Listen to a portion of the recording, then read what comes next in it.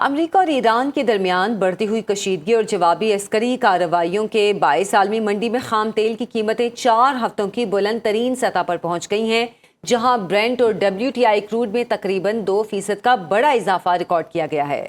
تجارتی سیشن کے دوران برینٹ کروڈ کی قیمت $1.68 اضافے کے بعد $84.98 فی بیرل تک پہنچ گئی، جبکہ ویسٹ ٹیکسس انٹرمیڈیٹ خام تیل بھی $1.65 اضافے کے ساتھ $79.79 فی بیرل پر ٹریڈ کر رہا ہے۔ معاشی تجزیہ کاروں کے مطابق خلیج میں جاری جنگی صورتحال اور توانائی کی عالمی سپلائی متاثر ہونے کے شدید خدشات کے باعث آنے والے دنوں میں بھی عالمی مارکیٹ میں تیل کی قیمتوں پر یہ دباؤ برقرار رہ سکتا ہے۔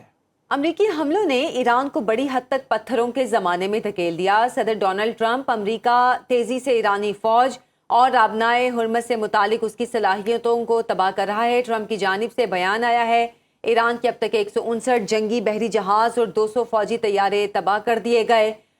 ایران کے ریڈار، فضائی دفاعی نظام اور ہتھیار بنانے کی 84% صلاحیت ختم کر دی گئی۔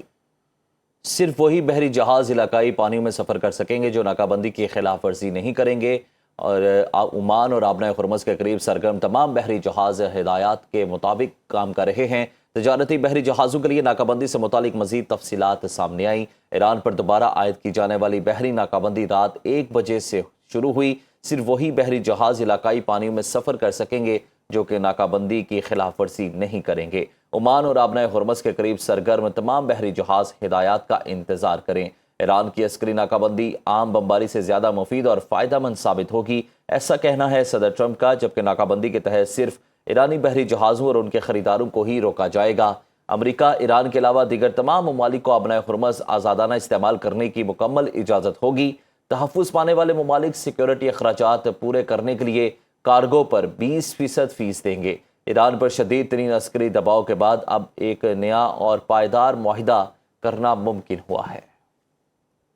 وزیراعظم شہباز شریف اور سابق وزیراعظم نواز شریف کی دوحہ میں امیر قطر سے ملاقات۔ شیخ حمد بن خلیفہ ال ثانی کا انتقال پر دلی تعزیت کا اظہار کیا۔ وزیراعظم کا صدمے کی گھڑی میں قطری قیادت اور عوام کے ساتھ پاکستان کی غیر متزلزل یکجہتی کا اعادہ، کہا دکھ کی اس گھڑی میں قطر کی قیادت اور عوام کے ساتھ ہے۔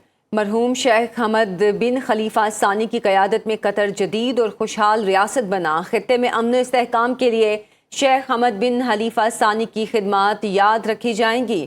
نائب وزیر اعظم اسحاق ڈار اور دیگر اعلیٰ حکام بھی وزیر اعظم شہباز شریف کے ہمراہ تھے۔ واشنگٹن میں وزیر داخلہ محسن نقوی کی FBI ہیڈ کوارٹرز آمد۔ وزیر داخلہ نے ڈائریکٹر FBI کاش پٹیل سے ملاقات کی۔ اس موقع پر اندرون اور بیرون ملک سائبر تحقیقات کے لیے وسائل کی فراہمی اور خصوصی تربیت پر گفتگو ہوئی۔ ڈائریکٹر FBI کاش پٹیل نے کہا کہ پاکستانی وزیر داخلہ کی میزبانی کرنا باعث اعزاز ہے۔ FBI خطے میں امریکی مفادات کے تحفظ کے لیے ان کے تعاون کو بے حد سراہتی ہے۔ پاکستان اور امریکہ کی شراکت داری نہایت اہم ہے۔ یقین ہے کہ آئندہ بھی مل کر مزید کامیابیاں حاصل کریں گے۔